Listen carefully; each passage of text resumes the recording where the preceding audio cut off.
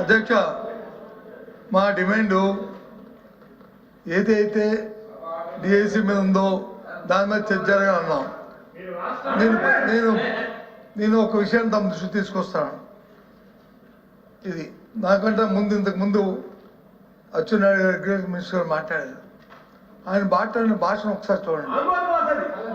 ఆయన మాట్లాడుతూ బొత్స సత్యనారాయణ గారు దద్దమ్మ మనిషి మనిషి మనిషి మనిషి మనిషి మనిషి అధ్యక్ష అధ్యక్ష అధ్యక్ష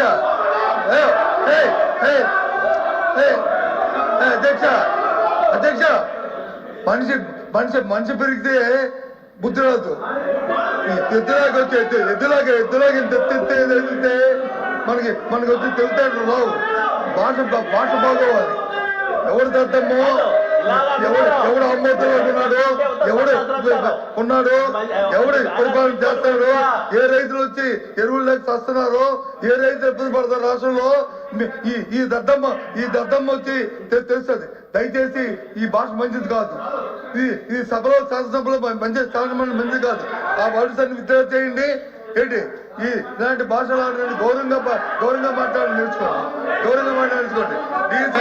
డిఎస్సీ మీద మాకు జరగాలి. ఎన్నుకోండి పార్టీ ఎప్పుడు అన్పార్లమెంట్ మాట్లాడదు అధ్యక్ష. నువ్వు